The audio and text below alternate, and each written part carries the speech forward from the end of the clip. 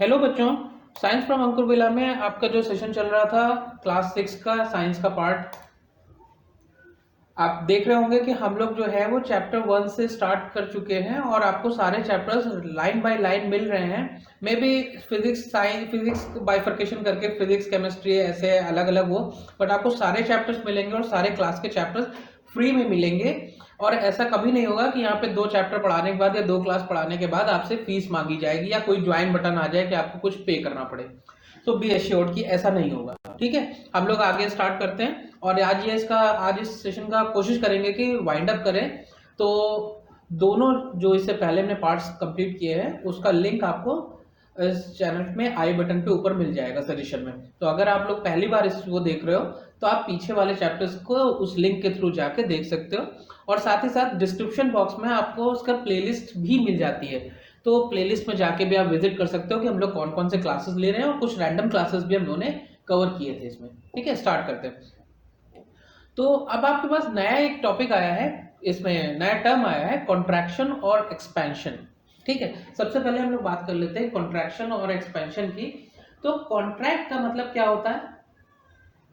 ये contract English का contract ही है, बट वो वाला कॉन्ट्रैक्ट नहीं जिसमें कि लेन देन वाला कॉन्ट्रैक्ट होता है। फिजिक्स से साइंस का टर्म है कॉन्ट्रैक्ट, मीन्स सिकुड़ जाना।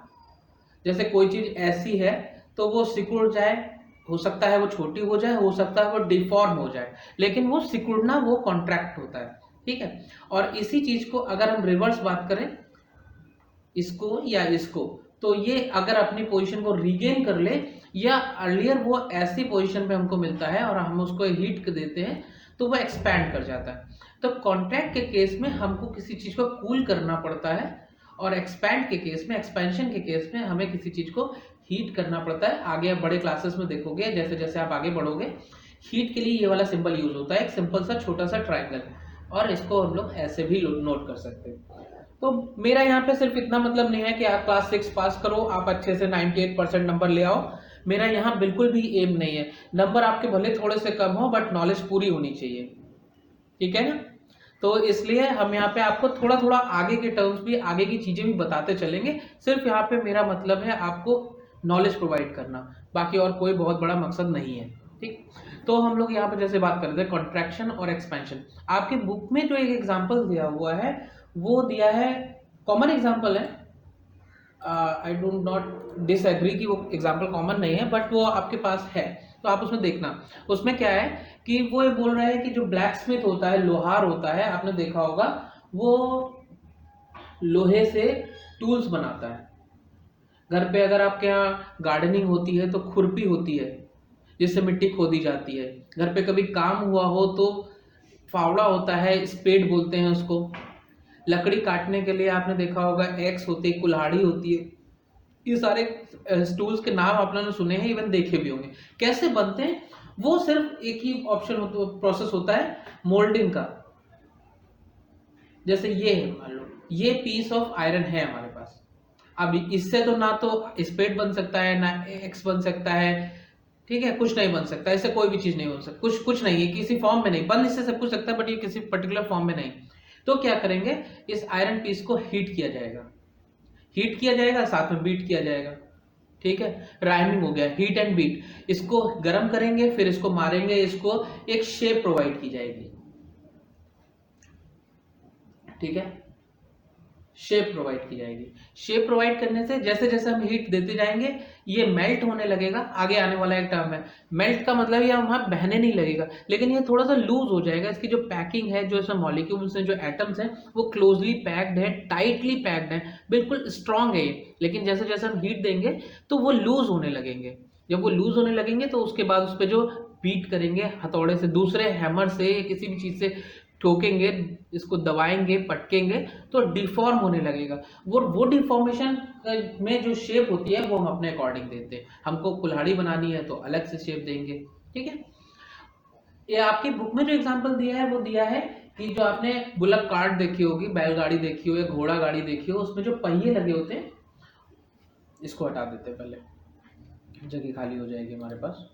उसमें जो पहिए लगे होते हैं, लकड़ी के पहिए होते हैं, वुडन व्हील्स होते हैं, लेकिन उनके ऊपर एक आयरन का रिम होता है ताकि ये जब रोड पे चले तो ये वुडन व्हील्स जो है वो कटे नहीं, लॉन्ग टर्म के लिए रहे, वरना एक और दो राउंड में ये टूट जाएंगे, कट जाएंगे। तो इनके ऊपर आयरन व्हील्स होते हैं, आयरन रिम होता है। आयरन रिम जो है वो इस पर कैसे चढ़ा सकते हैं, उसको पहले रिम के फॉर्म में ले लिया, गोल बना लिया इस व्हील की शेप के अकॉर्डिंग, उसके बाद उससे थोड़ा सा छोटा बनाया, फिर क्या किया, फिर हमने उसको रिम को हीट किया। इसमें बीट नहीं करना है, इस बार सिर्फ हीट करना है, गर्म करना है। तो ये क्या करेगा, एक्सपैंड हो जाएगा। अगर मान लो ये इस शेप में है, इतना है, तो ये इतना हो जाएगा। इसके बाद इसको आसानी से इस व्हील के ऊपर, इस वुडन व्हील के ऊपर हम लोग चढ़ा देंगे और फिर ठंडा पानी डाल देंगे, सो ये कॉन्ट्रैक्ट हो जाएगा। इसलिए मैंने दोनों टर्म्स एक साथ लिखे। ये एग्जाम्पल है आपकी बुक का। अब देखो, मैंने आपके लिए कुछ दो नए एग्जाम्पल्स लिए हैं, और जैसा मेरा कहना है, आसपास अपने अराउंड रेलवे ट्रैक आप लोगों ने, सब लोगों ने देखा होगा। कभी ध्यान से देखना, दो रेलवे ट्रैक्स जहां पे जोड़े हुए होते हैं ना, उस जगह पर आपको हमेशा ऐसा एक ये मिलेगा, डिस्टेंस मिलेगा दो रेलवे ट्रैक्स के बीच में। देखो, ये रेलवे ट्रैक्स के बीच में जो डिस्टेंस है वो सिर्फ इसीलिए है कि गर्मी में ये जब एक्सपैंड होगा तो इसको स्पेस होगा, ये एक्सपैंड कर सकता है। आप कहोगे एक्सपैंड होगा तो ट्रेन कैसे चलेगी? ट्रेन भी चलेगी, सब कुछ होगा, लेकिन सिर्फ इतना ही एक्सपेंशन होता है, बहुत ज़्यादा, बहुत माइन्यूट से एक्सपेंशन होता है, क्योंकि रेल इतनी बड़ी है, इतना हार्ड है, बट होता है, इसलिए इसको इस तरीके से रखा जाता है। और कॉन्ट्रैक्ट करने की इसमें जगह होती है, तो ये कॉन्ट्रैक्ट भी हो जाता है जाड़े के टाइम में। ठीक है, दूसरा एग्जाम्पल फिर मैंने लिया है, आपने ये भी अपने घर से, ये अपने घर के आसपास देख सकते हो। देखो, दो पोल्स के बीच में जब भी वायर तार लगते हैं ना, जो इलेक्ट्रिसिटी हमारे घर पर आती है, उनकी जो शेप होती है वो ऐसी होती है, ना कि ऐसी। स्लैक इसीलिए किया जाता है क्योंकि जाड़े में अगर ये कॉन्ट्रैक्ट करेगा तो ये ऐसा हो जाएगा, लेकिन अगर ऑलरेडी इस शेप में होगा तो ये टूट जाएगा। रोज आपको खड़े रहना पड़ेगा पावर हाउस पे कि हमारे यहाँ का तार टूट गया, हमारे यहाँ लाइट नहीं आ रही, इलेक्ट्रिसिटी नहीं आ रही। ठीक है, ये दो एग्जांपल्स हैं, इनको आप बहुत आराम से अपने आसपास देखना और जो मैंने बताया उसको समझने की कोशिश करना।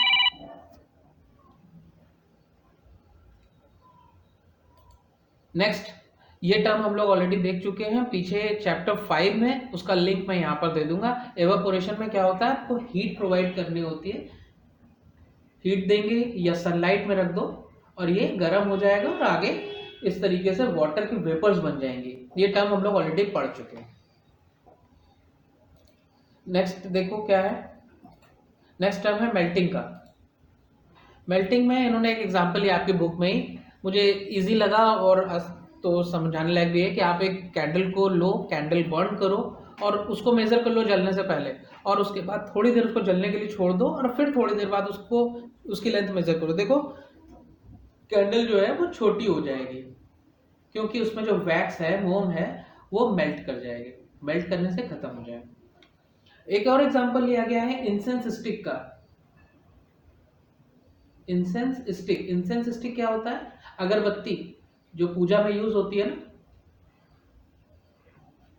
पूजा में कहीं पर भी आप इसको यूज करोगे तो ये बत्ती जो है वो अगर इस लेंथ की है, जलने के बाद सिर्फ उसमें नीचे जो लकड़ी बचती है, जरा सा जो जिस पोर्शन पे, जिस पे लगा होता है पूरा, ये बचता है, बाकी सारा का सारा यहाँ पे खत्म हो जाता है, राख बचती है।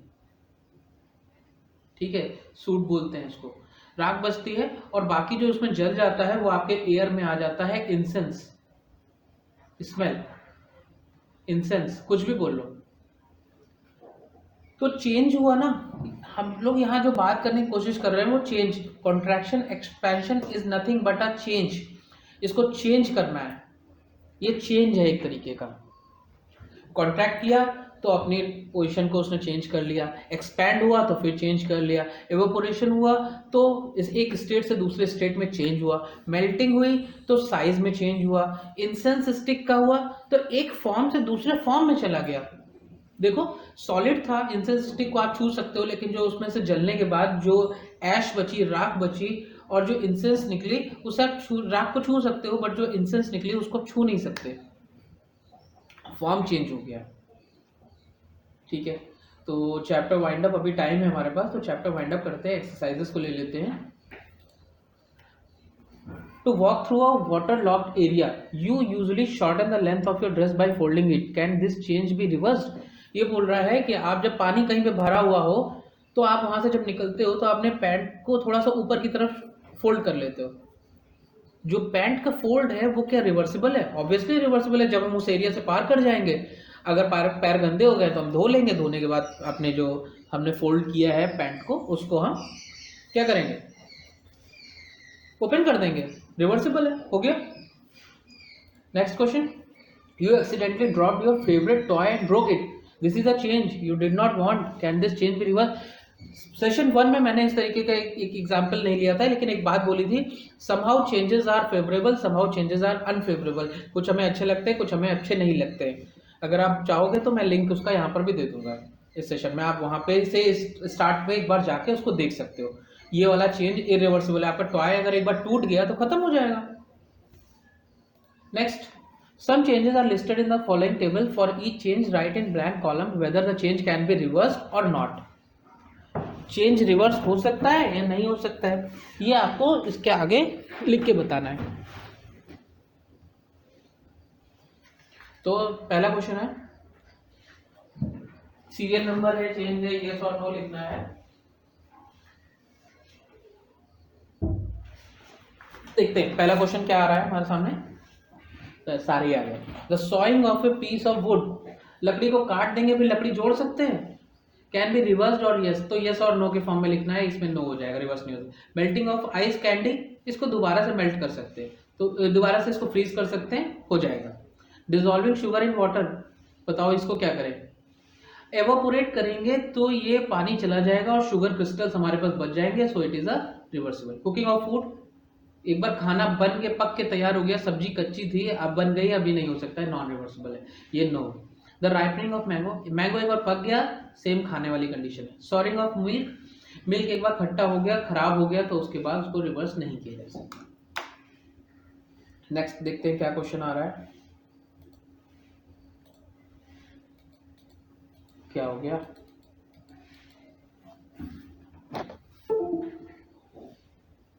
देखो नेक्स्ट क्वेश्चन हमारे पास है, drawing sheets when changes when you draw a picture on it, can you reverse this change? obviously हम इसको अगर इरेज कर देंगे तो ये रिवर्स हो जाएगा, और अगर ये रिवर्स हो जाएगा तो ये चेंज रिवर्सिबल है। Yes, it is reversible. Next question, give examples to explain difference between changes that can और can not be reversed. Sessions हम लोग कंप्लीट कर चुके हैं, मैं आपको यहाँ रट्टू तोता नहीं बनाने के लिए आया हूँ, आपको समझ में आ गया है, आप अपने आप से पीछे के सेशंस में जाके रिवर्सिबल और इरिवर्सिबल चेंजेस को के एग्जांपल्स यहाँ पे अपने आप से लिखना। Question number 6, a thick coating of a paste और plaster of Paris is applied over the bandage on a fractured bone. ये सबको पता है, जब भी किसी के फ्रैक्चर होता है हाथ में, पैर में, कहीं पे भी, तो इस तरीके का प्लास्टर लगाया जाता है। It becomes hard on drying to keep the fractured bone immobilised, ठीक है, ताकि वो हाथ हिले नहीं, उसको फिक्स कर दे। Can the change in POP be reversed? नहीं। आपको लग रहा होगा कि पीओपी में अगर हम पानी वापस डाल देंगे, जब ये सूख गया है उसके बाद उसको डाल देंगे तो हो जाएगा, रिवर्स नहीं होगा, नॉट एट ऑल।